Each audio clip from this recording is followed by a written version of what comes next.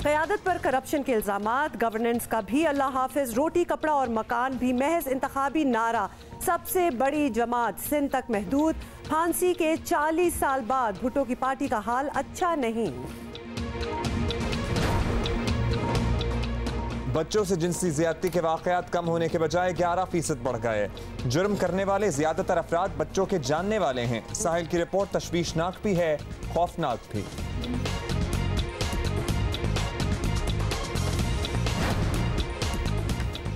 और ठंडे पानी के लिए वाटर डिस्पेंसर्स और फ्रिज का इस्तेमाल अपनी जगह, लेकिन बाज घरानों में आज भी घड़ों का ठंडा पानी पीने की रिवायत मौजूद है।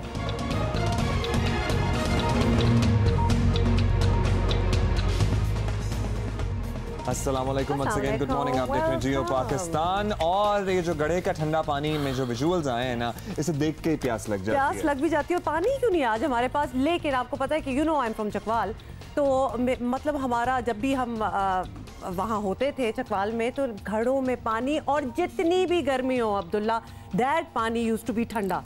मुझे नहीं पता ये कि क्या साइंस है। फ्रिज वगैरह का कोई जमाना नहीं था, ऑब्वियसली मतलब कॉन्सेप्ट क्या, फ्रिज होता लेकिन घड़े पड़े होते थे और पानी उसी में से पिया जाता था और वो ठंडा पानी होता था और थोड़ी थोड़ी हल्की हल्की वो मिट्टी की जो आपको वो खुशबू और वो आई लव दैट। क्या नॉस्टैल्जिया ही आ गया मुझे। तो ये घड़े देख आप बताइएगा, गर्मी जितनी ज्यादा हो, अगर आपको ठीक ठाक ज्यादा प्यास लगी हो ना, तो फिर सिर्फ पानी ही आपकी प्यास बुझा सकता है। कोई ये ड्रिंक्स, कोई मिल्क शेक, कोई पानी का काम पानी प्यास बुझाती है। अभी हम आगे बढ़ेंगे, ट्रिब्यूट टाइम। आज जिस सिलसिले में छुट्टी है उन्हीं को हम याद करेंगे। बिल्कुल जी, आपको बताएं कि पाकिस्तान पीपल्स पार्टी के बानी, साबिक वजीर आजम, साबिक सदर और मुल्क के मुमताज तरीन सियासी रहनुमा जुल्फिकार अली भुट्टो की बरसी आज मनाई जा रही है। भुट्टो पाकिस्तान की वो वाहिद शख्सियत हैं जिन्होंने पहली दफा सियासत को ड्राइंग रूम से निकालकर अवाम की दहलीज तक पहुंचा दिया। 1958 में अयूब खान ने जुल्फिकार अली भुट्टो को काबीना में शामिल किया। 1963 में वो पाकिस्तान के वजीर खारजा बनाए गए और जनवरी 1966 में अयूब खान हुकूमत से अलहदा हो गए। नवंबर 1967 को जुल्फिकार अली भुट्टो ने लाहौर में पाकिस्तान पीपल्स पार्टी के नाम से सियासी जमात बनाई। उस जमात के 4 बुनियादी उसूल थे: इस्लाम हमारा दीन, जमहूरियत हमारी सियासत, सोशलिज्म हमारी मईशत, ताकत का सरचश्मा अवाम। बेहतरीन मुकर्रर होने की खूबी ने भुट्टो को बहुत जल्द अवाम का पसंदीदा लीडर बना दिया। भुट्टो का रोटी कपड़ा और मकान इंतखाबी नारा इतना मकबूल हुआ कि 4 दहाइयों बाद उनका नवासा बिलावल भी यही नारा लगाने पर मजबूर है। भुट्टो सुकूत ढाका के बाद 1971 में पाकिस्तान के सदर और फिर 1973 में पाकिस्तान के वजीर आजम के ओहदे पर फायज हुए। 1977 के इंतखाबात के बाद मुल्क में हंगामे फूट पड़े और अपोजिशन जमातों ने भुट्टो पर धांधली का इल्ज़ाम लगाया। और उस वक्त के आर्मी चीफ जनरल ज़िया ने जुल्फिकार अली भुट्टो को गिरफ्तार करके मुल्क में मार्शल लॉ लगा दिया। 4 अप्रैल 1979 को रावलपिंडी डिस्ट्रिक्ट जेल में भुट्टो को फांसी दी गई, जिसे आज भी अदालती कत्ल कहा जाता है, जिसका इतराफ़ सुप्रीम कोर्ट के कई जजेस भी कर चुके हैं। जिस तरह जुल्फिकार अली भुट्टो अक़वाम मुत्तहिदा में पाकिस्तान का मुकदमा लड़ते थे, वो अपनी मिसाल आप है। 5 फरवरी को यौम कश्मीर के तौर पर मुख्तस करना, शिमला मुआहदा, 73 का मुतफ़िक़ा आइन और एटमी प्रोग्राम की बुनियाद रखना, इस्लामी मुल्कों को एक प्लेटफॉर्म पर लाना भुट्टो के वो कारनामे हैं जो तारीख में हमेशा याद रखे जाएंगे। और जुल्फिकार अली भुट्टो की फांसी के 40 साल बाद भुट्टो की पीपल्स पार्टी मुश्किलात में फंसी हुई है। This is evident. एब्सोल्युटली, क़यादत को बड़े चैलेंजेस का सामना है। गुड गवर्नेंस का अल्लाह ही हाफिज है। जुल्फिकार अली भुट्टो ने कौम को रोटी कपड़ा और मकान का नारा दिया, जो पाकिस्तान के गरीब अवाम की उम्मीद बना। जुल्फिकार अली भुट्टो की बनाई पीपल्स पार्टी 40 बरस से उसी नारे पर बार बार हुकूमत में आ रही है, लेकिन हर बार आवाम की हालत पहले दौर से ज़्यादा बदतर हो जाती है। रोटी कपड़ा और मकान आज भी पाकिस्तानियों के लिए बड़ा मसला बना हुआ है 40 साल बाद भी। अब पीपल्स पार्टी की क़यादत नौजवान बिलावल भुट्टो के पास है, लेकिन अपने वालिद आसिफ जरदारी, पुप्पो फरियाल टालपुर और दीगर पार्टी रहनुमाओं पर करप्शन के इल्ज़ामात बिलावल के लिए बड़ा चैलेंज बने हुए हैं। जाली अकाउंट्स केस में पीपल्स पार्टी की क़यादत पर नैब के रेफरेंसेस बन रहे हैं। नैब ने कल ही आसिफ अली जरदारी के बिजनेस पार्टनर और मरकजी मुल्जिम यूनुस कोडावी से 60 करोड़ रुपए मालियत का प्लॉट रिकवर कराया है। पीपल्स पार्टी की क़यादत को सोचना चाहिए क्या वजह है मकबूल तरीन जमात आज एक सूबे तक महदूद हो चुकी है। ऑब्वियसली इसके पीछे कुछ ना कुछ रिसर्च तो रिक्वायर्ड होगी, इस पे उनको बात भी करनी चाहिए। फिलहाल हमें ज्वाइन किया है पीपल्स पार्टी के सीनियर रहनुमा ND खान टेलीफोन लाइन पर हमारे साथ हैं। बहुत बहुत शुक्रिया प्रोफेसर साहब, आपने हमें ज्वाइन किया है। आप पीपल्स पार्टी के सीनियर तरीन अरकान में से एक हैं। इस वक्त पीपल्स पार्टी की जो सियासी और नजरियाती पोजीशन है वो भुट्टो साहब के दौर से कितनी मुख्तलिफ आपको नजर आती है? देखिए, नजरिया नेवर डाइज। नजरिया कभी भी मौत के हाथों शिकार नहीं होता है। नजरिया generation to generation, man to man travel करता है। दुनिया की तारीख का अगर मुताला करें तो यही पता लगेगा कि सुल्तान टीपू का जो मैसेज है उसने अपने अमल से अपनी नस्ल को कम्युनिकेट कर दिया था। सिमिलरली शहीद जुल्फिकार अली भुट्टो एक थिंकर थे, एक अवाम की आवाज थे। उन्होंने अवाम को बेदार करके अपने नजरियात के जरिए से ऐसे निजाम को राइज किया कि आज कब्रिस्तान से उनकी आवाज आ रही है। वक्ती तौर पर, इंतखाबी तौर पर या पार्लियामेंट निजाम में आप कह सकते हैं सीटें कम होती रहती हैं, बढ़ती रहती हैं, दैट इज इर्रिस्पेक्टिव। लेकिन जहां तक अकायद है, नजरिया है, आइडियोलॉजी है और उसके नतीजे में जो अमल किया गया है, जो इक़दाम उठाए गए हैं, जिंदा और ताबंदा रहते हैं। तो ठीक उसी तरह से आज बड़ी खुदाबख्श में शहादत के बावजूद, मदफन के बावजूद जो है शहीद जुल्फिकार अली भुट्टो और उनकी बेटी बेनजीर भुट्टो के इफ्तार और अमल जो है पाकिस्तान के शब रोज के ऊपर सारी हैं। वक्त में तब्दीलियां आती है लेकिन वो आर्जी होती हैं। इसीलिए पीपल्स पार्टी कहती है कि ताकत का सरचश्मा अवाम है। वेदर सीट्स ज्यादा है या पार्लिमानी निजाम में कम है, लेकिन अकीदा जिंदा है। आज कम है तो कल फिर ज्यादा हो जाएगा। ND खान साहब ये भी फरमाइएगा कि पीपल्स पार्टी और भुट्टो साहब का फलसफा गरीब नवाजी था। गरीबों की खिदमत का बेहतरीन तरीका ज़ाहिर है गुड गवर्नेंस है, लेकिन पीपल्स पार्टी की हुकूमतों की गवर्नेंस का हाल भी सबके सामने ही है। क्या 11 साल से एक सूबे में मुसलसल इक़्तिदार में रहना और डिलीवर किए बगैर रहना पार्टी को उल्टा नुकसान नहीं होता इससे?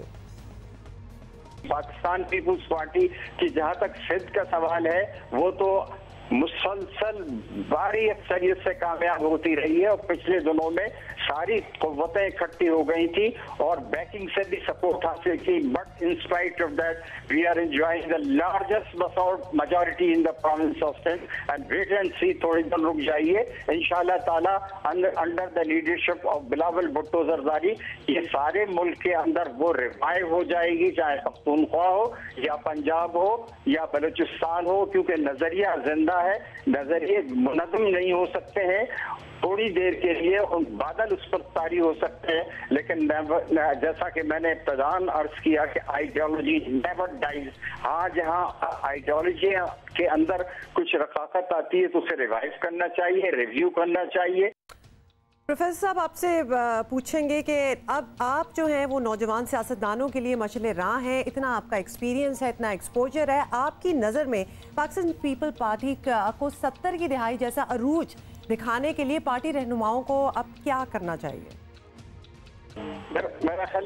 मेरा ख्याल है नौजवानों की रहनुमाई के लिए बिलावल के पास आइडियोलॉजी है और उसने ये आइडियोलॉजी अपने नाना से और अपनी माँ से इनहेरिट की है। उसी को फिर प्रैक्टिकली रिवाइव करना चाहिए। मैं स्टडी सर्कल का चेयरमैन हूँ। मेरी कोशिश यही होती है कि मैं आने वाली जनरेशन की जहनी तौर पर तरबियत करूँ, क्योंकि दुनिया बदली है तो दुनिया के साथ लोग भी बदले हैं। आज इकोनॉमिक ओरिएंटेड सोसाइटी है, आज लोगों के इक़्तिसादी मसाइल हैं। बहुत शुक्रिया। पीपल्स पार्टी के सीनियर रहनुमा ND खान टेलीफोन लाइन पे हमारे साथ मौजूद थे। और अभी हम कहाँ लिए चलेंगे? गड़ी खुदा बख्श चलते हैं, जहाँ यासिर फारूकी हमारा इंतजार कर रहे हैं। वो हमें बताएंगे कि वहाँ आज क्या इवेंट है और क्या एक्टिविटीज हैं। यासिर, बताइएगा आज का स्केड्यूल क्या है, क्या क्या होना है वहाँ? जी देखें, बिल्कुल गड़ी खुदा बख्श में शहीद जुल्फिकार अली भुट्टो की 40वीं बरसी की जो तकरीबात है उनका बाकायदा आगाज़ हो चुका है। मज़ार में तलावत कलाम पाक किया जा रही है, फातिहा खानी की जा रही है। मुकम्मल अकीदत और एहतराम के साथ यहाँ पे बरसी मनाई जा रही है। कारजालों की आमद का सिलसिला भी जोग काफिलों की सूरत में शुरू हो चुका है। जैसे जैसे वक्त गुजरता जा रहा है यहाँ पे कारकुनान और जालों की तादाद में भी इजाफा होता दिखाई दे रहा है, जो यहाँ पे आ रहे हैं। शहीद जुल्फिकार अली भुट्टो, मोहतरमा बेनज़ीर भुट्टो शहीद की कब्रों पर फातिहा खानी कर रहे हैं, हैं, फूलों की चादर चढ़ा रहे हैं। पाकिस्तान पीपल्स पार्टी आज यहाँ पे 3 बजे अवामी जलसा मुनक्किद करने जा रही है, जिससे जो है पाकिस्तान पीपल्स पार्टी के मरकजी रहनुमा साबिक सदर आसिफ अली जरदारी, पार्टी चेयरमैन बिलावल भुट्टो जरदारी खिताब करेंगे। इस मौके पर सिक्योरिटी के फुल प्रूफ इंतजाम किए गए हैं। रिवायती जोश खरोश जो कारकुनान और जालों में नजर आता है, रिवायती जोशो जज्बा जो है ना, अभी हम आपके पीछे भी देखना चाहेंगे यासिर, अगर हम जरा अपने पस मंजर के मनाजिर कुछ तफसील से दिखा सकें कैमरा मूव करके, तो हम देखना चाहते हैं अभी कितने लोग आ रहे हैं, कितने लोग पहुंच रहे हैं। मैं इस वक्त मज़ार के जी अब्दुल्ला, बिल्कुल मैं इस वक्त मज़ार के अहाते में मौजूद हूँ। यहाँ पे कारकुनान जो, जैसा कि मैंने आपको बताया, मुल्क भर से आ रहे हैं। वो यहाँ पे जो है मज़ार में सबसे पहले हाज़िरी दे रहे हैं, फातिहा खानी कर रहे हैं, फूलों की चादर चढ़ा रहे हैं। यहाँ पे सख्त चेकिंग के बाद मज़ार के अंदर कारकुनान और जालों को आने की इजाज़त दी जा रही है। ख़वातीन कारकुनान की भी एक बड़ी तादाद हमें नज़र आ रही है। जैसा कि हमने बताया कि जो बरसी की तकरीबात हैं वो अकीदत और एहतराम के साथ मनाई जा रही हैं, लेकिन जो जलसा है उसमें रिवायती जोशो खरोश नज़र आ रहा है। पार्टी गीतों पर रक्स करते कारकुनान हमें नज़र आ रहे हैं। 3 बजे ये जलसा शुरू होगा। मैं आपके साथ इसके साथ ये भी बताता चलूं कि पाकिस्तान पीपल्स पार्टी शहीद भुट्टो ने भी आज एक यहाँ पे ताज़ियती जलसा मुनक्किद किया है, जिसका टाइम 10 बजे दिया गया है, लेकिन बहुत शुक्रिया आपके यासिर फारूकी। हम आपसे जानते रहेंगे, न्यूज़ भी आपको सबको देखने वालों को अपडेटेड रखेगा। इस सिलसिले में तकरीबात भी हो रही हैं और जलसा जो होगा उसको भी देखना होगा कि उसमें पीपल पार्टी की लीडरशिप क्या कहती है। कंफ्यूजन हो जाती है क्योंकि आप बरसी की ऑब्वियसली फॉर्मेलिटीज कुछ और होती हैं और अगर जलसा हो तो उसका जोश जो होता है वो कुछ और होता है। तो यहाँ हमने एक दोनों का थोड़ा सा मिक्सचर भी देख लिया है। तो दिस इज नॉट इट। और अभी हम कुछ और बात करेंगे। जुल्फिकार अली भुट्टो ने बहुत सी जिंदगी में जो काम किए, they were the first of their kind. So अवामी सियासत, अवामी राब्ता, जुल्फिकार अली भुट्टो के हवाले से बात की ही जा रही है। तो हाल ही में बिलावल भुट्टो ने, आपको पता है, ट्रेन से लाड़काना तक का सफर किया था और आपको पता है हुमा कि ये सफर पीपल्स पार्टी कहती है कि बड़ा कामयाब रहा था और मुल्की सियासत में ट्रेन के जरिए अवामी राब्तों की बुनियाद दरअसल जुल्फिकार अली भुट्टो साहब यानी कि बिलावल के नाना ने रखी थी। जैसे बाद में बहुत से लीडरान आए, उन्होंने इसको फॉलो भी किया, इनके फुटस्टेप्स पर भी चले। 16 जून 1966 को हम बात करेंगे, याद करेंगे। वो तारीख है जब जुल्फिकार अली भुट्टो साहब ने ताशकंद मुआहदे पर अयूब खान से इख्तलाफात के बाद इस्तीफे के बाद ट्रेन मार्च का एहतमाम किया। अक़वाम मुत्तहिदा में पाकिस्तान का जानदार मौक़िफ़ पेश करने के बाद जुल्फिकार अली भुट्टो अवाम में मकबूल थे, तो उन्होंने अवाम से राब्ते के लिए ट्रेन को चुना और कराची से इनके सफ़र का आगाज़ हुआ। बिलावल के सफ़र का आगाज़ भी जो है ना वो कराची से हुआ था। अभी जो रिसेंट इनका ट्रेन मार्च था 22 जून 1966 को वो पहले मरहले में लाहौर पहुंचे और लाहौर में हज़ारों लोगों ने, अप्रॉक्सीमेटली कहा जाता है कि तकरीबन 50,000 लोग लाहौर रेलवे स्टेशन पर मौजूद थे जुल्फिकार अली भुट्टो को वेलकम करने के लिए। 23 जून को लाड़काना और फिर 24 जून को वापस वो कराची पहुंच गए। आवाम के पुरजोश इस्तकबाल से मुतासर होकर जुल्फिकार अली भुट्टो ने सियासत के मैदान में कदम रखने का फैसला किया और 1 दिसंबर 1967 को पाकिस्तान पीपल्स पार्टी की इन्होंने बुनियाद डाल दी। यानी कि ट्रेन मार्च वो गेज था, वो पैमाना था जिसने ये बता दिया जुल्फिकार अली भुट्टो को कि हाउ पॉपुलर ही इज। अपने व्यूअर्स को बता भी चुके हैं कि साउथ एशिया में ट्रेन मार्च कितनी एक अहम और इम्पोर्टेंट चीज है। अच्छा जी, ट्रेन के जरिए अवामी राब्तों का दूसरा सफर भी जुल्फिकार अली भुट्टो ने ही किया और 5 जुलाई 1977 को मुल्क में मार्शल लॉ लगा तो भुट्टो समेत कई अहम रहनुमाओं को नजरबंद कर दिया गया और 28 जुलाई को नजरबंदी खत्म हुई तो जुल्फिकार अली भुट्टो 29 जुलाई 1977 को फिर से लाड़काना पहुंच गए और उन्होंने कराची और फिर मुल्क के शिमाली हिस्सों का ट्रेन पर सफर शुरू किया और उस दौरान उन्होंने रास्ते में स्टेशन पर अवामी जलसों से भी खिताब किया। जो अब भी लीडराना, आपको पता है कि जब भी ट्रेन मार्च करते हैं तो मुख्तलिफ स्टेशन पर रखते हैं और अवाम जो कारकुन उनके जमा होते हैं उनसे वो खिताब करते हैं। जुल्फिकार अली भुट्टो के बाद मोहतरमा बेनज़ीर भुट्टो ने अपने वालिद के नक्शे कदम पर चलते हुए फिर the legacy moved on, it went on और ट्रेन को अवामी राब्तों का जरिया मोहतरमा ने भी बनाया। ज़ियाउल हक के तैयारा हादसे के बाद आम इंतखाबात वक्त पर करवाने का ऐलान हुआ तो बेनज़ीर भुट्टो ने अक्टूबर 1988 को अंदरूनी सिंध में वोटर्स को मुतहर्रिक करने के लिए कराची से डेमोक्रेसी ट्रेन का आगाज किया। कराची दोबारा से आगाज हुआ, यहाँ दोबारा से कराची जो था ना starting point of this journey था। फिर 1994 में नवाज शरीफ ने मुर्तज़ा भुट्टो के साथ मिलकर बेनज़ीर भुट्टो की हुकूमत के खिलाफ एहतजाजी तहरीक चलाई और कराची से पेशावर तक ट्रेन मार्च किया और जुल्फिकार अली भुट्टो की रिवायत पर चलते हुए इन लीडरान ने स्टेशन पर मौजूद अवामी जलसों से भी बदस्तूर खिताब किया। ट्रेन के जरिए ये एहतजाज के ऑप्शन को इस्तेमाल करने की कोशिश मौजूदा वजीर रेलवे बाय द वे इन्होंने भी की थी, लेकिन कुछ बना नहीं। एक्चुअली 2014 में इन्होंने कोशिश की थी, लेकिन मुस्लिम लीग नवाज की हुकूमत के क़याम के सिर्फ 11 माह बाद 20 जून 2014 को रावलपिंडी से लाहौर और फिर कराची तक ट्रेन मार्च का ऐलान जरूर किया था। 17 जून को 2014 को उन्होंने सिक्योरिटी वजूहात की बिना पर अपना इरादा फिर मुलतवी कर दिया। शेख साहब पटरी तक तो पहुंचे थे, लेकिन ट्रेन पर चढ़ नहीं सके थे। शेख रशीद तो ट्रेन पर सवार नहीं हुए, मगर जमात इस्लामी के अमीर सिराजुल हक ने 25 मई 2016 को करप्शन फ्री पाकिस्तान के नारे के साथ पेशावर से ट्रेन मार्च का आगाज किया और फिर क्या हुआ, इसका इख्तिताम 27 मई को कराची पर आकर हुआ, यानी कि पेशावर से कराची तक का सफर इन्होंने ट्रेन पर तय किया। So this is the legacy which started with Zulfikar Ali Bhutto साहब। और हम जो है ट्रेन के पीछे बस बाल-बाल ही बचे हुए हैं। बिल्कुल, मैंने कहा बाल बचे हैं, जरा हट जाएं, ट्रेन आपके ऊपर बार चढ़िए। लेकिन उन बच्चों के लिए जिनको कहा था कि आप स्कूल आज नहीं गए, उनके लिए तो आज का लेसन हो गया ना, ठीक किस्म का आज हमने क्लास ही ले ली है। But very interesting bye the वे। अच्छा, एक वर्ड ऑफ एडवाइस, अगर कोई आपको मेडिकल इमरजेंसीज होना तो हमेशा ये नहीं है कि आपने अपना गूगल किया और उस पर देखना स्टार्ट हो गए। देख तो लें कि उसमें कि क्या मसले हो सकते हैं, but you don't have to like totally believe it. और बिल्कुल आपको पता है, गूगल करेंगे तो उसमें बिल्कुल एक्सट्रीम भी लिखा होता है कि अगर ये आपको हो रहा है तो फिर आपको ये होगा।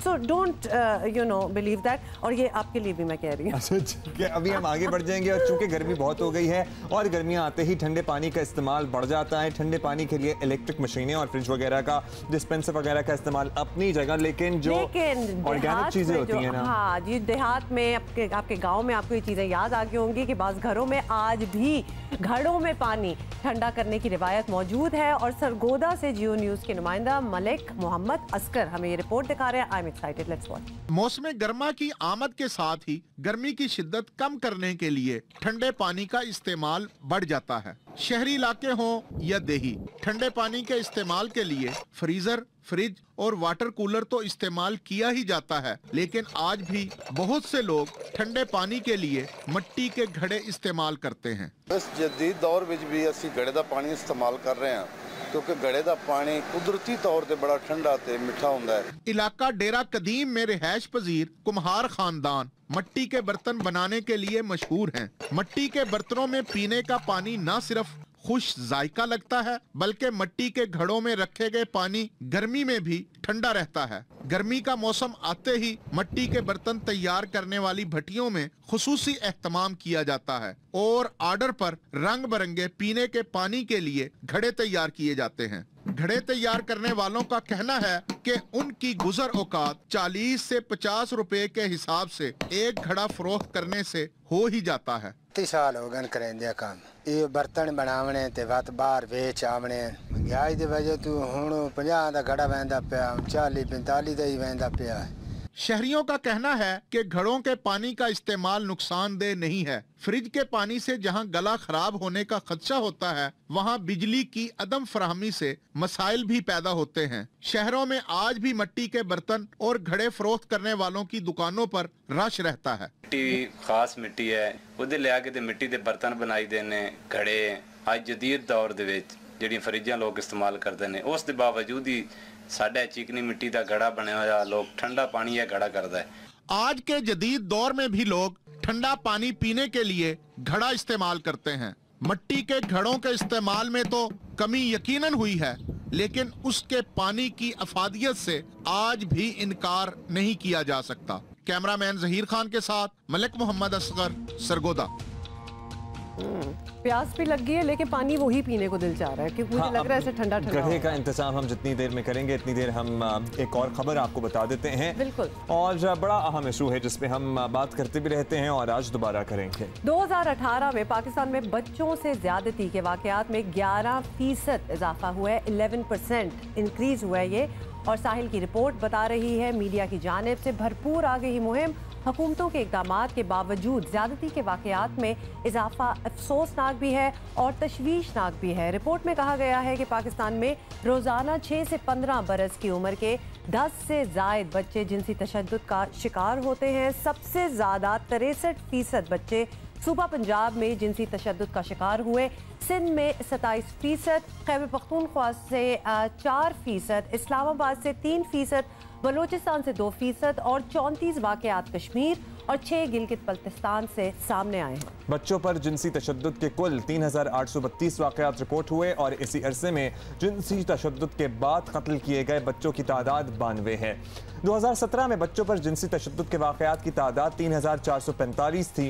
रिपोर्ट में इंकशाफ किया गया है कि बच्चों को जिनसी तशद्दुद का निशाना बनाने वालों में ज़्यादा तादाद उन अफराद की है जो बच्चों के करीबी और जानने वाले हैं। ये वाक़यात 72% दही इलाकों और 28% शहरी इलाकों से रिपोर्ट हुए हैं। इसी पर बात करते हैं, हमारे साथ मौजूद हैं मेहमान इस पर। बिल्कुल जी, सुहेल अहमद हमें ज्वाइन कर रहे हैं, प्रोग्राम ऑफिसर साहिल। सुहेल, बहुत बहुत शुक्रिया आपका हमें ज्वाइन करने का। Suhail, we would have thought कि जितना हम इसके बारे में बात करेंगे, जितनी आगाही फैलाएंगे लोगों को, जितना सेंसिटाइज करेंगे, उतने लोग विजिलेंट होंगे और ये केसेस कम होंगे। ये तो लगता है ऑपोजिट हो रहा है।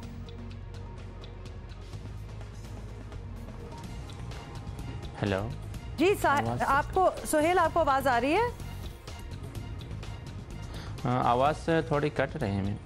अच्छा, अब आप सुन सकते हैं सुहेल हमें? हेलो, ऑलराइट, हम राब्ता करते हैं। आवाज़ आ रही है। ऑलराइट,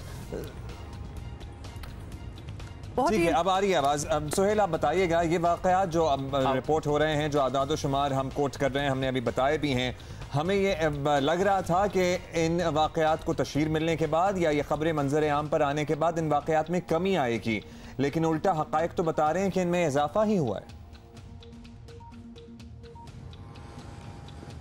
अस्सलाम वालेकुम। सबसे पहले मैं आप लोगों का शुक्रिया अदा करना चाहूँगा कि आप लोगों ने इतने एक अहम इम्पॉर्टेंट टॉपिक पे यहाँ पे मुझे मदऊ किया है बात करने के लिए। तो बात ये है कि ये केसेस बढ़ नहीं रहे हैं, ये इसके बजाय ये हम कह सकते हैं कि केसेस रिपोर्ट ज़्यादा होने शुरू हुए हैं। केसेस तो हो रहे हैं माशरे में, केसेस तो बहुत ज़्यादा हो रहे हैं, ये तो बहुत कम हैं जो रिपोर्ट हो रहे हैं। केसेस तो बहुत ज़्यादा हो रहे हैं, लेकिन ये बहुत कम केसेस हैं जो सिर्फ रिपोर्ट होते हैं माशरे के। अच्छा, आप कह रहे हैं कि केसेस तो ज़्यादा होते हैं, रिपोर्ट अभी भी कम हो रहे हैं। इन केसेस को रिपोर्ट करने का क्या वजह है कि कम रिपोर्ट हो रहे हैं? लोग डरते हैं, बदनामी से डर रहे हैं? क्योंकि अब तो मीडिया पे जितनी बात हो रही है, मेरा ख्याल है लोग आवाज़ उठाना शुरू हो गए अपने साथ होने वाली ज़्यादती पर।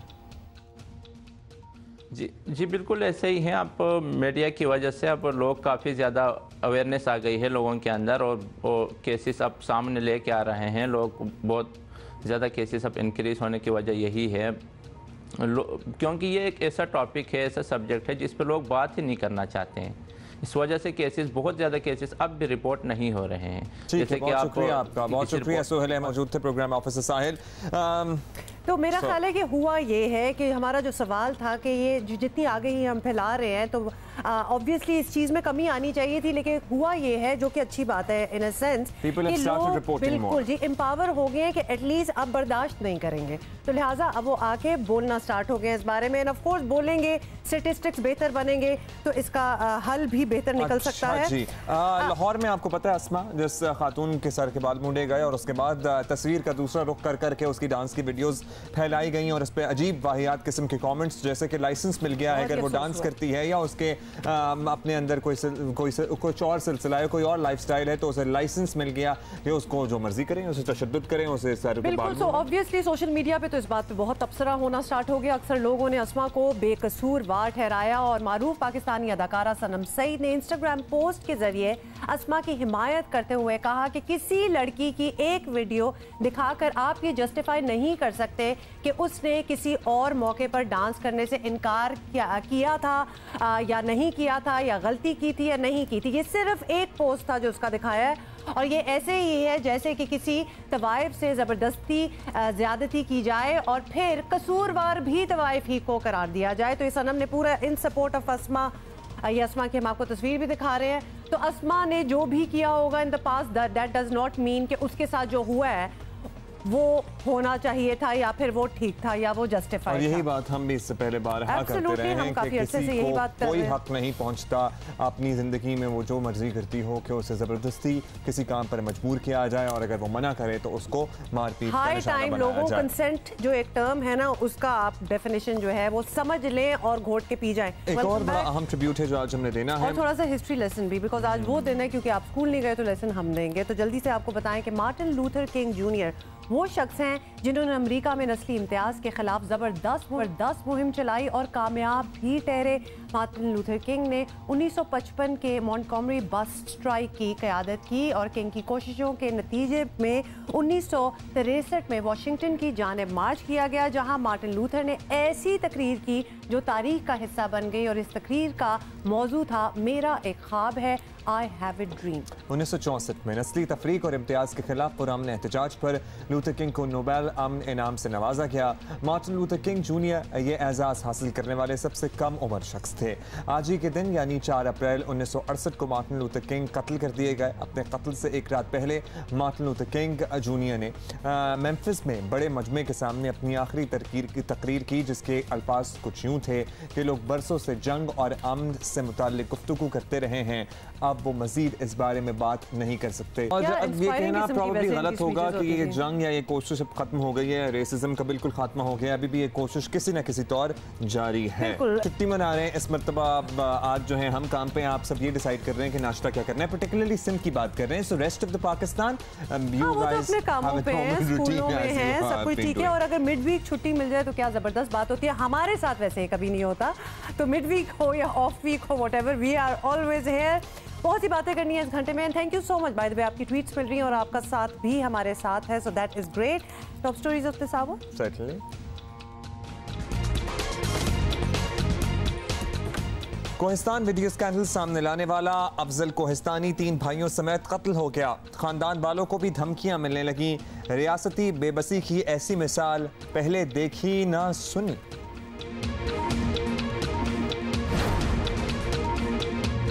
खैबर पख्तूनख्वा हुकूमत की मुआयना टीम ने पेशावर बस मंसूबे में बेइंतजामी और नाअहली का पोल खोल दिया। बस कब चलेगी कोई पता नहीं। वजीर आजम इमरान खान को बराह रास्त जिम्मेदारी लेनी चाहिए।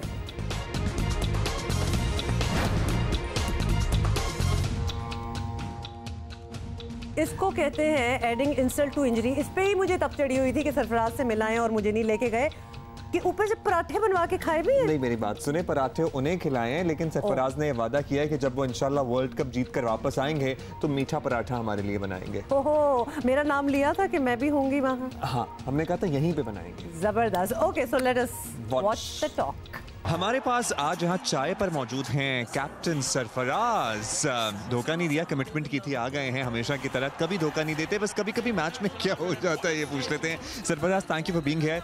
सबसे पहले तो कराची की ठंडी शाम है आजकल, ऑल्दो दिन में बड़ी गर्मी हो गई है, कितना होता है अब यहाँ तक पहुँचने के बाद शाम में दोस्तों के साथ चाय पे निकलना? चाय तो हमेशा बचपन से पीते रहा, आपको पता है। पहले पठान के होटल थे और अब जो है इस तरह के आप जो चाय ढाबे बन गए, आपको पता है कि इतना ज़बरदस्त एटमॉस्फेयर हो गया। तो अब बेसिकली जब टाइम मिलता है तो कोशिश करते हैं दोस्तों के साथ के जाएं, क्योंकि बड़ा अच्छा एटमॉस्फेयर होता है, पराठे होते हैं, कीमा होता है, चाय होती है, कड़क चाय होती है। तो जब भी मौका मिलता है तो इस चीज़ को एंजॉय करते हैं। लेकिन अब पराठों का जिक्र तो कर लिया, हमारे पास जब फिटनेस के इश्यूज आते हैं ना तो फिर सबसे पहले कहते हैं कि हमारे खिलाड़ियों की ना बिरयानियाँ नहीं खत्म होती। तो कितना हाथ कंट्रोल करना पड़ता है भाई, हमारे लिए तो बड़ा मुश्किल है। ऑल्दो हमने भी टीवी पे आना होता है, वजन कम करना पड़ता है, रखना पड़ता है, लेकिन हाथ कंट्रोल करना कितना मुश्किल है अच्छे मज़ेदार खानों। नहीं देखिए, ऐसा नहीं है कि अब पहले कंट्रोल नहीं होता था, लेकिन अब जितने भी लड़के हैं वो बहुत ज़्यादा एहतियात करते हैं। लेकिन हाँ, जब आपको पता है कि ऑफ है तो फिर कोई कंट्रोल नहीं होता। जिस लग रहा है आपने कुछ कम किया हुआ है काफ़ी बार। कोशिश कर रहा हूँ कम करने, क्योंकि आपको पता है कि फिटनेस टेस्ट है 14 तारीख को, तो उसके लिए सबको तैयार रहना है। और उसके लिए चाहे वो कैप्टन हो, चाहे वो सीनियर प्लेयर हो, चाहे वो मोस्ट जूनियर प्लेयर हो, सबके लिए क्राइटेरिया, तो उसी की तैयारी चल रही है। आजकल गर्मी में भागम दौड़ी चल रही है, तो आज भी जब आपके पास आए तो पराठे से अवॉइड किया, थोड़ा पराठे से अवॉइड किया, लेकिन हमने कोशिश की है कि इन्हें चखा तो दें। अब ये कैप्टन होने की बात कर रहे थे, चाहे कैप्टन हो चाहे कोई जूनियर प्लेयर हो, सबको फिटनेस पे कॉन्सेंट्रेट करना पड़ेगा। हम जरा माजी में जाएंगे 2015 में, जब ये भी नहीं शायद पता था कि हम टीम का हिस्सा होंगे या नहीं होंगे। अब 2019 में एज ए कैप्टन खेलना, पाकिस्तान की रिप्रेजेंटेशन करना, टाइम्स हैव चेंज्ड। कितना फ़र्क खुद को महसूस करते हैं आप? How does it feel? देखिए अब्दुल्ला भाई, अगर आप 2015 की बात करें और आप 2019 की बात करें तो कभी सोचा भी नहीं था कि 2019 का वर्ल्ड कप जो है वो एज अ कैप्टन मैं पाकिस्तान की नुमाइंदगी करूँगा इंशाल्लाह, अगर ज़िंदगी रही तो। क्योंकि यू नो आपको पता है कि कुछ पता नहीं होता, लेकिन ये कि बहुत बड़ी अचीवमेंट है, अल्लाह ताला का जितना भी शुक्र अदा किया जाए कम है। बहुत प्राउड मोमेंट है कि पाकिस्तान के लिए एक एज अ प्लेयर खेलना और एक वर्ल्ड कप में एज अ कैप्टन पाकिस्तान की नुमाइंदगी करना। बहुत चंद ऐसे कप्तान हैं जो कि पाकिस्तान के लिए वर्ल्ड कप में कप्तानी की, लाइक इमरान भाई हैं, वसीम भाई हैं, मिसबा भाई हैं या इंजी भाई हैं, कुछ 4-5 कप्तान हमारे ऐसे जिन्होंने वर्ल्ड कप में कप्तानी की। तो मेरे लिए एक बहुत बड़ी अचीवमेंट है कि मैं पाकिस्तान की वर्ल्ड कप में कप्तानी करूंगा और कोशिश करूंगा कि अपना बेस्ट से बेस्ट गेम दूँ। कोशिश आप करेंगे, दुआएं कौम करेगी। अब वज़ीर आज़म भी कप्तान हो, उन्होंने भी वर्ल्ड कप जीता हुआ है, अब दूसरे कप्तान हमारे साथ हैं। उम्मीद तो हमारी यही है कि वर्ल्ड कप भी हमारे घर आए।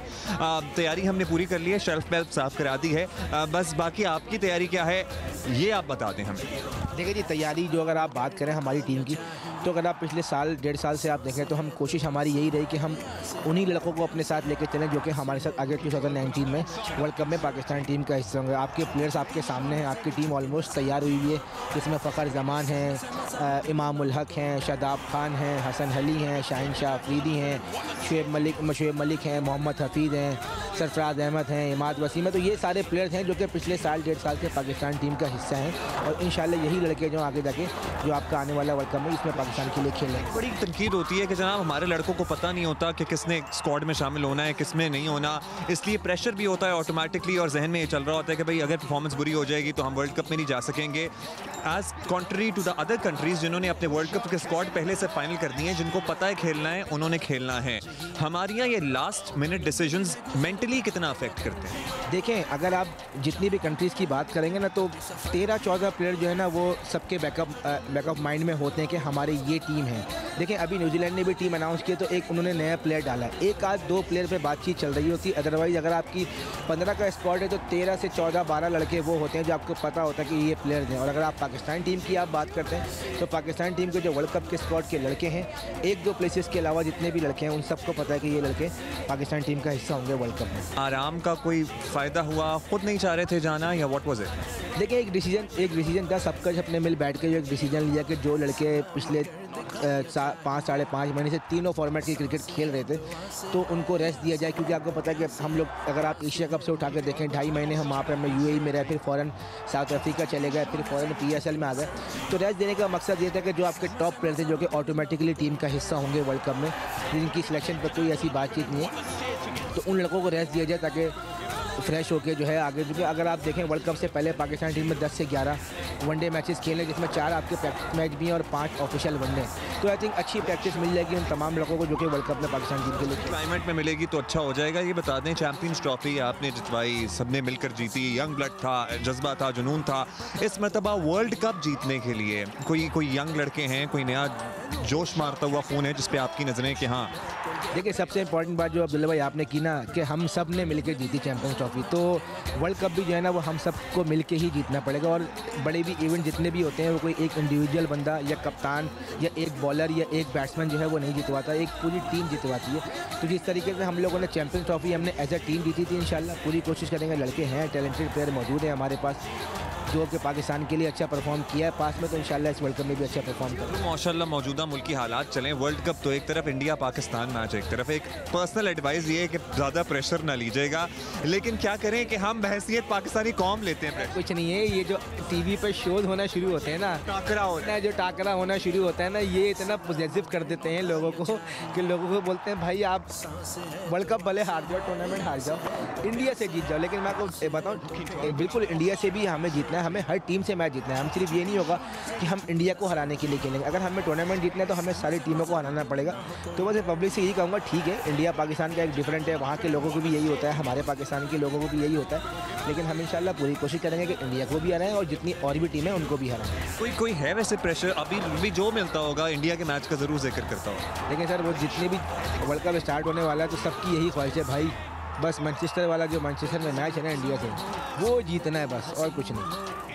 गुड लक कहेंगे। जाते जाते पूछेंगे कि चाय वगैरह का शौकीन तो है, कुछ बना भी लेते हैं किचन में? सर पराठा बना लेता हूँ, मीठा वाला पराठा, अंडा बना ले, हाँ चीनी वाला पराठा मैं बना लेता हूँ, और हाफ फ्राई अंडा, वो अंडे जितने भी है ना वो बना लेता हूँ मजे से। लेते अभी तो हम शाम में बैठे हैं, लेकिन जब सुबह आप हमारे शो में आएंगे ना तो आपसे वहीं पे हाफ फ्राई। चले तो आपने एक बार बुलाया, उसके बाद बुलाया नहीं फिर आपने। ये शिकवा आपका जायज़ है। इंशाल्लाह अब दोबारा तब बुलाएंगे जब ट्रॉफी के साथ। इंशाल्लाह इंशाल्लाह इंशाल्लाह। Good luck. How nice. तो आपको इन्होंने पर्सनली इनवाइट किया सरफराज ने फॉर द वर्ल्ड कप? नहीं, मैंने उन्हें पर्सनली इनवाइट कर दिया। Once they back from the world cup इंशाल्लाह जीत के तो फिर हम यहाँ बुलाएंगे और कमिटमेंट हो गई है कि पहला शो हमारा ही करेंगे वो। हाँ, बेस्ट हो गया। तो हमें भी जाना चाहिए इंग्लैंड और हमें भी वहाँ जाके ऑब्वियसली आप ये आप फैसला कर लें कि आपने लॉर्ड्स वाला मैच देखना है बांग्लादेश के साथ जो होगा, या फिर आपने देखना है मैनचेस्टर वाला। सडनली हमारी चॉइसेस कितनी ज़्यादा हो गई हैं, सो लेट्स सी कि हम क्या करेंगे और ज़्यादातर ऑब्वियसली क्या नहीं करेंगे, but we have to move on. एक और चॉइस जो जिसके ज़्यादा इम्कान आते हैं वो है कि घर पे बैठ के टीवी पे देखेंगे। एग्जैक्टली। अच्छा जी, कुछ खबरें रह गई हैं और उसके बारे में भी आपको आगाह करना है, अपडेट्स भी देनी है। आपको बताएं कि कोहिस्तान वीडियो स्कैंडल सामने लाने वाले अफजल कोहिस्तानी और उसके 3 भाई कत्ल हो चुके हैं। जो बाकी हैं रियासत उन्हीं को तहफ़्फ़ुज़ दे दे, इतना तो कर लेना चाहिए डेफिनेटली। मकतूल अफजल कोहिस्तानी के भाई बिन यासिर ने अपने भाई के कत्ल की तहकीकात के लिए जुडिशल कमीशन बनाने का मुतालबा कर दिया है। पेशावर प्रेस क्लब में न्यूज़ कॉन्फ्रेंस करते हुए उन्होंने कहा कि इस केस को मंतकी अंजाम तक पहुंचाने की कोशिश में हमारे 4 भाइयों को कत्ल किया गया है। हमारा पूरा घराना खौफ में रह रहा है और गुज़िश्ता 10 बरसों में इसी खौफ की वजह से 3 मरतबा इस्लामाबाद जाना भी पड़ा है। ज़रा सुनिए क्या कहा। अभी भी हमें इतना खतरा है कि हम 3 भाई रह रहे हैं, 4 भाई हमारे इस केस के हवाले से कत्ल हो चुके हैं। अभी तक पाकिस्तान में हमें कोई इंसाफ नहीं मिल रही है। तो ये भी बड़ी अफसोस की बात है कि अभी जो हमारे साथ खड़े होते हैं उनको भी बार बार धमकियाँ दे रहे हैं कि इनको भी हम कत्ल कर रहे हैं। जो इंसाफ के मुताबिक से जो आवाज़ उठा रहे हैं उनको भी धमकियाँ दे रहे हैं कि हम बार बार इनको कत्ल कर रहे हैं। 2013 जनवरी में बिन यासिर के 3 भाइयों शाह फैसल, शेरवली और रफ़ीउद्दीन को उनके घर में कत्ल कर दिया गया। फिर गुज़श्ता माह 6 मार्च को आपिटाबाद के इंतहाई गुंजान आबाद इलाके में नामालूम अफराद ने अफजल को फायरिंग करके उन्हें भी कत्ल कर दिया था। इसी पे बात करते हैं मकतूल अफजल कोहिस्तानी के भाई बिन यासिर हमारे साथ टेलीफोन लाइन पर मौजूद हैं। बहुत शुक्रिया बिन यासिर, आपने वक्त दिया। ज़ाहिर है आपके दुख का मदावा, आपके गम का मदावा तो नहीं किया जा सकता, लेकिन अफजल के कत्ल के बाद आपके ख़ानदान को धमकियाँ मिल रही हैं, ये आपका दावा है। कुछ आपने इन्फॉर्मेशन शेयर की है कानून नाफिज करने वाले इदारों से? कौन दे रहा है धमकियाँ? ये धमकियाँ दे रहे हैं जो हमारे खिलाफ लोग हैं। मौलाना जावेद है, मौलाना नूरुल हक है, ये शायर नाम का बंदा है, और उमर खान, ये उमर खान और हवल खान, मौलाना चिश्ती साहब, ये सब हमें धमकियाँ इधर से मिल रही है। म्यादम, जहांगीर, ये सब कम से कम 200 लोग हैं। वो धमकियाँ भी ये कह रहे हैं कि जेडी इन्होंने बनाया है, गुलनजर और बिन यासिर ने बनाया है, मेरा नाम बिन यासिर है, कि इनको तो हम हर सूरत हाल में नहीं छोड़ते। बिन यासिर, ये बताइएगा कि अफजल के कत्ल की तफ्तीश पर भी आपने तहफ़्फ़ुज़ात का इजहार किया था। आपको लगता है कि कोई मुजरिमों को बचाना चाह रहा है, कोई साजिश नजर आई है आपको इसमें? जी, इसमें 100% साजिश है। अभी तक हमें 1 महीना अफजल का पूरा होने वाला है, तफ्तीश का रिकॉर्ड, FIR का रिकॉर्ड अभी तक हमें नहीं मिला है। आज भी मैं कैंट थाने में हूँ उधर फैसलाबाद में। तो ये कौन सा कानून है कि अभी तक सबूर खान जो हमारा वकील एडवोकेट है उसने अभी तक उसको रिकॉर्ड नहीं मिला है। बगैर उसने वो जो हमारा बांजेबन है उसके रिकॉर्ड के बगैर उसने बेस किया है सबूर खान ने, मजबूरी से। रिकॉर्ड थाने वाले नहीं दे रहे हैं। बिन यासिर, अब मौजूदा सूरत हाल में आपको हुकाम से क्या दरकार है? किस तरह की सिक्योरिटी चाहते हैं, किस तरह का तहफ़्फ़ुज़ चाहते हैं? किसी ने यकीन दहानी कराई है आपको? सिक्योरिटी तो अभी हमारे साथ है, लेकिन 1 महीने होंगे, 2 महीने होंगे, 3 महीने होंगे, लेकिन इस पे मैं मुतमईन नहीं हूँ। ये परमानेंट हमारे साथ सिक्योरिटी होना चाहिए। बहुत ज्यादा खतरा है जो उसके साथ दे रहे हैं, जो हमारे जो साथ दे रहे हैं, जो बंदे हमारे साथ दे रहे हैं, फरजान बारी साहब और है और भी है, उनको भी धमकियाँ मिल रही है कि आप जब तक फरजान बारी साहब को खत्म न करे उस वक्त तक ये नहीं सकता है, नहीं खत्म होता है, कह रहे हैं। बिन यासिर, फाइनल ये भी बताइएगा कि अगर आप लोगों के मुतालबात नहीं माने जाते तो आपका क्या इरादा है, कि आपने क्या करना है? क्या अदालतों की जानिब जाएंगे या एहतजाज वगैरह करेंगे? क्या सोचा है?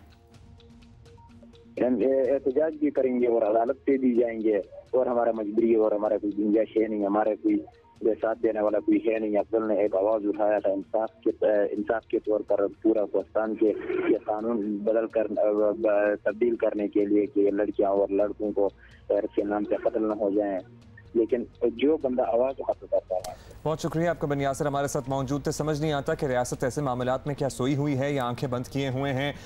नाम ले रहे हैं बनी यासिर उन लोगों का जो इनको धमकियां दे रहे हैं। क्या वजह है कि गिरफ्तार नहीं किया जा सकता? 10 लोग इस स्कैंडल में कत्ल हो चुके हैं, एक ही खानदान के 3 भाई आपने मार दिए, बाकी अपनी जिंदगी हथेली पर रख के बैठे हुए हैं। क्या ऐसा मसला है कि क्यों नहीं इस केस में कार्रवाई होती? समझ से बाहर। 7 साल गुजर चुके हैं इस चीज को। मुझे तो I can not get over the mind set के एक शादी की डांस की वीडियो जिसमें लड़के डांस कर रहे हैं, लड़कियां तालियां बजा रही हैं, उस पे 10 लोग कत्ल हो चुके हैं। किधर ये दिमाग किधर जा रहा है? वैसे हैरानी है और आफरीन है जो बार इख्तियार हमें देख रहे हैं, सुन रहे हैं कि इस केस का हल नहीं आज तक निकल सका। जो लोग कत्ल पे कत्ल किए जा रहे हैं उन्हें कोई नहीं पकड़ सका, कत्ल नहीं रुक रहे। मतलब इसीलिए इतने कत्ल हो रहे हैं बिकॉज दे मस्ट फील कि हम जस्टिफाइड हैं, कोई रोक टोक ही नहीं है तो हम करते चले जाएंगे। हम आपको नवाब शाह से खबर देना चाहेंगे। नवाब शाह में अल्ट्रा फिल्ट्रेशन प्लांट की तनसीब के 8 साल बाद भी शहरी आलूदा पानी पीने पर मजबूर हैं। Very nice. Anwar Sheikh report करें क्यों क्या हो रहा है सब कुछ। नवाब शाह की 5 लाख की आबादी को पीने के साफ पानी की फराहमी के लिए हुकूमत सिंध ने 2011 में 1.5 अरब रुपए की लागत से यूनिवर्सिटी रोड पर वाटर फिल्ट्रेशन प्लांट लगाया था। इसका इफ्तिताह चेयरमैन पीपल्स पार्टी बिलावल भुट्टो जरदारी ने किया था। ताहम शहर की 50 साल पुरानी वाटर सप्लाई और सीवरेज की लाइनों की टूट फूट और आपस में मिल जाने से शहरी बदबूदार पानी पीने पर मजबूर हैं। बदबू वाला आता है, इसलिए हम यहाँ से पानी भरते हैं और यहाँ से ही भरें। यूनिवर्सिटी का पानी गंदा है, बीमार हो जाते हैं, इसलिए हम यहाँ से भरना। डेप्यूटी कमिश्नर इब्रार अहमद जाफर का कहना है कि शहर को पीने के पानी की फराहमी के लिए अल्ट्रा फिल्ट्रेशन प्लांट लगाया गया है, लेकिन पुरानी लाइनों की वजह से मसला है। पाइपलाइन की तब्दीली के अलावा वाटर सप्लाई की नई स्कीमें भी लगाई जा रही हैं। लाइन जो है वो बिछ रही है, तो इंशाल्लाह होपफुली 2 साल के अंदर अंदर सारी की सारी रिप्लेसमेंट भी हो जाएगी और पानी की जो बेहतर फराहमी जो है उसको भी यकीनी बनाया जाएगा। हुक्काम कुछ भी वजह बताएं, लेकिन हकीकत ये है कि नवाब शाह के शहरी पानी से महरूम हैं। हुक्काम को इसी बात की लाज रखनी चाहिए कि इस शहर का नाम शहीद बेनज़ीर भुट्टो से मंसूब है। अभी हम आपको सुबह से बता रहे थे कि साबिक वज़ीर आज़म जुल्फ़िकार अली भुट्टो जो पाकिस्तान पीपल्स पार्टी के बानी हैं, सिंध उनका गढ़ समझा जाता है, उनकी 40वीं बरसी मना रहे हैं। उन्होंने सियासत का आगाज़ किया था रोटी कपड़ा मकान से, और ये नवाब शाह जो कि सिंध का गढ़ है उसमें ये हो रहा है। और हम ये सोच रहे थे कि एक मालगाड़ी के हादसे ने मुल्क भर में ट्रेनों को जाम करके रख दिया है और वजीर रेलवे नई ट्रेनें चलाने से ज्यादा निज़ाम ठीक करने पर तवज्जो देते तो हालात शायद मुख्तलिफ होते। वजीर रेलवे महज सियासी शोहरत के बजाय अगर ज़मीनी हक़ाइक़ को सामने रखते हुए फैसले करते तो शायद ऐसे हालात पैदा ही ना होते। हादसे के चौथे दिन भी ट्रेनें ताख़ीर का शिकार हैं। बिजनेस एक्सप्रेस गाड़ी है, बहुत अच्छी गाड़ी है। इसका ये असर है कि उन स्टेशन पे रुकी है जहाँ कभी कोई गाड़ी नहीं रुकती है। 30 घंटे हो चुके, 30 घंटे से ज़्यादा हो चुके हैं और यहाँ पे किसी का कोई परेशानी हाल नहीं है। 12 बजे के आए हुए हैं और हमको टाइम दिया था 4 बजे आएगी, 4 से 8 बजे आएगी, 8 से 12 बजे आएगी। ये झूठ पे झूठ बोल रहे हैं, बोले आधे घंटे में आ रही है, 10 मिनट में आ रही है, 15 मिनट में आ रही है। ये कह रहे तब्दीली है, आवाम को इन्होंने परेशान करके रख दिया। इन्होंने गवर्नमेंट ने कोई हमारी मतलब वो नहीं की, तो सब लोग परेशान हो रहे हैं। 3 बजे के बैठे हुए और अभी तक ये टाइम जो हो रहे तो परेशान है भाई, बूढ़े हमारे साथ हैं। ये रेलवे हुकाम की सरासर नाअहली है, वज़ीर रेलवे की लापरवाही है, मुसाफिर रुल गए हैं, गेट बंद है, अंदर कोई जवाब ना किसी को भी। हमारे को परेशानी ये है, हम परसों के बैठे हुए हैं गाड़ी में, आज पहुँचे हैं। एक ट्रैक जो बिल्कुल क्लियर था उसको वो चला नहीं रहे थे, वो दूसरी ट्रैक बंद है, वो मतलब उसकी वजह से सबको रोका। वो इधर की गाड़ियाँ इधर रुकी है, उधर की उधर रुकी हुई है। इस अज़ियत और कर्ब का आप अंदाजा नहीं लगा सकते जब आप सफर के बीच में या तो फंसे हुए हैं या फिर स्टेशन पे बैठे हुए हैं इतनी गर्मी में बच्चे और बुजुर्गों के साथ। रेलवे इंतजामिया ने वज़ीर रेलवे को आइंदा नुमाइंदा नई ट्रेनें ना चलाने का मशवरा दे दिया है। इंतजामिया का मौक़िफ़ है कि बगैर सोच समझे नई ट्रेनें ना चलाई जाएं तो मुतबादिल इंजनों और बोगियों से ट्रेनों का निज़ाम मुतासर होने से बचाया जा सकता है। शेख रशीद अहमद का नई ट्रेनें चलाकर कारकर्दगी दिखाने का शौक अवाम को महंगा पड़ा है। इस शौक की खातिर पूरे निज़ाम के बैठ जाने के खदशे को भी नज़रअंदाज नहीं किया जा सकता। नई ट्रेनें ना चलती तो मुतबादिल इंजनों और बोगियों से मुसाफिर ट्रेनों को रवा रखा जा सकता था, लेकिन वज़ीर रेलवे तो अपनी उसी बात पर डटे हुए हैं और अड़े हुए हैं। कहा जाए तो शायद बेहतर होगा, वो कहते हैं कि कोई कुछ भी कर ले, मैं तो और ट्रेनें चलाऊंगा। मालगाड़ी के हादसे ने मुल्क भर में ट्रेनों को 18 घंटे जाम करके रखा है और इसके बाद भी ट्रेनों की आमद-ओ-रफ्त मुतासिर रही है। और इस वाक़े पर वज़ीर रेलवे शेख रशीद ने कौम से माफ़ी मांग ली और साथ अपने नाक़दीन को भी नई चलने वाली ट्रेनों की तादाद भी बता दी है। वो ज़रा एक दफ़ा सुन लें आप लोग। मैं ये समझता हूँ, मैं कौम से माफ़ी भी मांगता हूँ। ये हमारी 18 घंटे जो हमारी सारी कोशिश थी उसको नुकसान पहुंचा है। बाज़ मीडिया में ये ख़बर लगवाई जा रही है हमारे भाइयों से, हमारे दोस्तों से कि हम एक्स्ट्रा हमने ट्रेनें चलाई हैं। हम जनाब 16 ट्रेनें और चलाएंगे, कान खोल के सुन लें इंशाल्लाह, और 10 फ्रेट ट्रेनें इंशाल्लाह और चलाएंगे। इंजन जो है जिन्होंने ख़रीदे कमीशन पे इंजन खड़े हुए हैं, अगर कोई आदमी ये साबित करे कि आज के दिन में कितने इंजन खड़े हैं, 1 साल उनकी गारंटी पूरी होने वाली है और उनकी गारंटी का बंदोबस्त नहीं है। डिब्बे हम खुद बना रहे हैं। हम इमरान खान साहब के मशकूर हैं, उन्होंने हमें PSO का काम दे दिया है। हम 8 फ्रेट ट्रेनों पे इस वजारत में आए थे, 12-14 हो गई है, 20 करेंगे। 24 ट्रेनें चलाई थी, अल्लाह ताला हमें नजर बद से महफूज रखे। 40 ट्रेनें छोड़ के जाएंगे रेलवे में। सर इतने एंथुसियास्टिक हैं ये ट्रेनें चलाने के लिए, इन ट्रेनों को ठीक से चलाने के लिए भी होपफुली आप इतनी पुरजोश और एंथुसियास्टिक हो। नुमाइंदा जियो न्यूज़ कॉरेस्पॉन्डेंट है हमारे सीनियर अमीन हफीज़, लाहौर रेलवे स्टेशन से हमें ज्वाइन कर रहे हैं इस वक्त। अमीन बताइएगा कि एक ऑब्वियसली हम यही बात कर रहे हैं कि इस हादसे के बाद रेलवे का पूरा निज़ाम जो है वो ठप पड़ा हुआ है। तो रेलवे इंतज़ामिया का कहना है कि शेख साहब ने नई ट्रेनें ना चलाई होती तो इंजन दस्तयाब होते। ये चक्कर हुआ क्या है और आप वहाँ खड़े हैं इस वक्त, क्या देख रहे हैं इर्द-गिर्द? हुमा, ये बात सच है कि हम लाहौर रेलवे स्टेशन पे खड़े हैं और हमारे पीछे चीखें मारते हुए वो मुसाफिर हैं जिनके बच्चे बिल बना रहे हैं, पानी से, दूध से, बड़े बुजुर्ग टांगे लग गई हैं। अमीन पता क्या करें, आप माइक जो है ना थोड़ा सा करीब करें और माइक की तार भी आए, क्योंकि हम तक जो है ना वो आवाज़ आपकी फिर डिस्टर्ब हो जाती है। तो अगर आप ये कर लें तो हम आपसे ज़रा गुफ्तगू को जारी रखेंगे। आवाज़ आ रही है अब अमीन की हमें? मैं मुसाफिरों की मुश्किलात बता रहा था कि लाहौर रेलवे स्टेशन का प्लेटफार्म नंबर 2 जिस पे खुद वफाकी वजीर रेलवे की ट्रेन और सैलून आके रुकती है, इतना ज़बरदस्त फॉर्म है। खुद रेलवे वजीर साहब ने इसकी तज़ीन और रैश करवाई है, लेकिन सत्यानाश कर दिया है पूरे सिस्टम का। चीखो पुकार हो रही है मुसाफिरों की। कोई रेलवे ऑफिसर इस वक्त यहाँ पर मौजूद नहीं है, मुसाफिरों को दिलासा देने के लिए मौजूद नहीं है, पानी का एक गिलास देने के लिए मौजूद नहीं है, और यहाँ तक कि लोगों ने खाना खाया है नहीं खाया, जहन्नुम में जाएं। रेलवे के सारे अफसर और ख़ुद वफाकी वज़ीर रेलवे साहब कहाँ पे हैं? ना लाहौर रेलवे स्टेशन पे हैं, ना रोरी रेलवे स्टेशन पे हैं, ना कराची रेलवे स्टेशन पे हैं। इन मुसाफिरों के जिन्होंने हाथ में टिकटें पकड़ी हुई हैं, कौन है इनका वारिस? आप हुमा पूछ रहे हो कि ट्रेन रेलवे में हुआ क्या है? एक्सीडेंट तो होते रहते हैं, सड़कों पर भी होते हैं, स्टेशन पर भी होते हैं, लेकिन ये क्या हुआ कि एक मालगाड़ी पटरी से उतरी, 14 घंटे बाद उसका अप साइड बहाल हुई, 28 घंटे गुजरने के बाद उसकी डाउन साइड बहाल हुई। आज 1 अप्रैल को हादसा हुआ, 8 अप्रैल आ गई, ट्रेनें निज़ाम औकात पर नहीं आई। जिन ट्रेनों ने कल शाम को इवनिंग में लाहौर से चलना था वो अभी तक नहीं चली। जिन्होंने कल रात को लाहौर कराची से लाहौर पहुंचना था वो अभी तक नहीं पहुंची। मुसाफिर रुल गए हैं, हाथों में टिकटें। कल इन्होंने कराची एक्सप्रेस कैंसिल की, आज कराक्रम कैंसिल कर दी। अच्छा, लोग तो रुल रहे हैं। ये बताइए कि ज़ाहिर लोगों की छुट्टियां होती हैं, सब कुछ उस हिसाब से प्लान हुआ हुआ होता है। अब लोगों को 2-2 दिन हो गए ट्रेनों में फंसे हुए हैं, बास तो पानी वहाँ मिलता नहीं है, क्या होता होगा आई वंडर। अमीन, अब कुछ बता रहे हैं रेलवे हुकाम के कब तक सिस्टम नॉर्मलाइज हो जाएगा? ये लोगों को चूस नहीं दे रहे हैं रेलवे वाले, झूठ बोल रहे हैं। 36 साल तजर्बे की रोशनी में मुझे रेलवे को कवर करते हुए 36 साल हो गए हैं। मैं आज कल भी जियो के साथ था, आज भी जियो के साथ अटैच हूँ।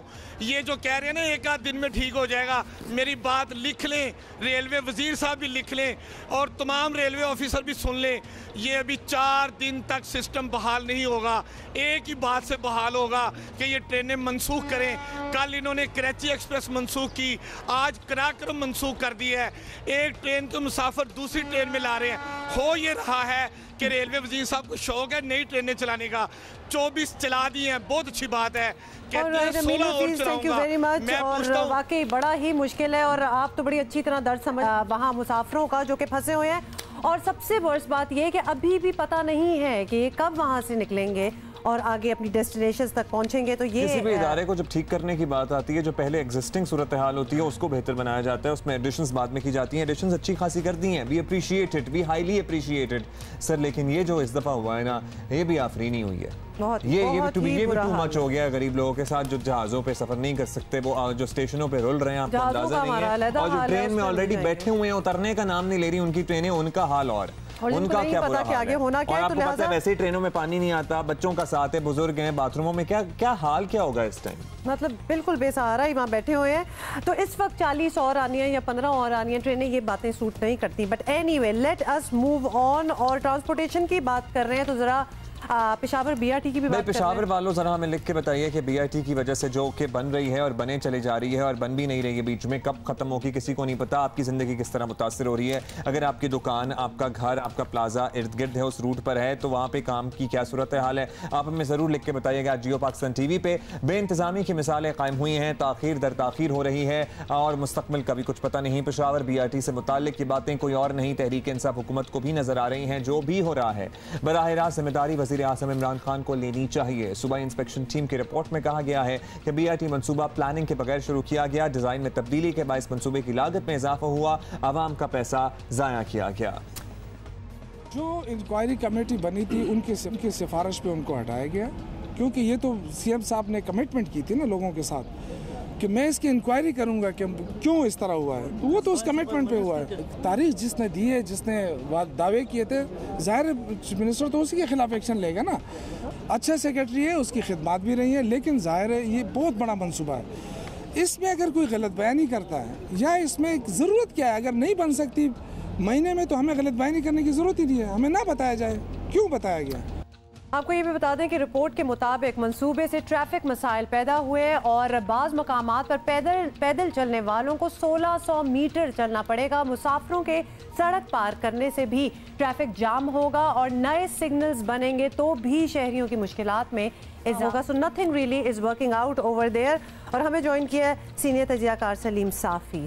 बहुत शुक्रिया साफ़ी साहब, आपने वक्त दिया। साफ़ी साहब, वज़ीर आज़म इमरान खान खुद पेशावर बीआरटी के सबसे बड़े प्रमोटर रहे हैं। अगर इस मंसूबे में कोई मसाइल आ रहे हैं तो क्या वज़ीर आज़म को खुद इसकी वजाहत नहीं कर देनी चाहिए? कोई तो जिम्मेदारी ले अब इसकी। देखिए, हर लिहाज से इसके बुनियादी ज़िम्मेदार इमरान खान साहब हैं।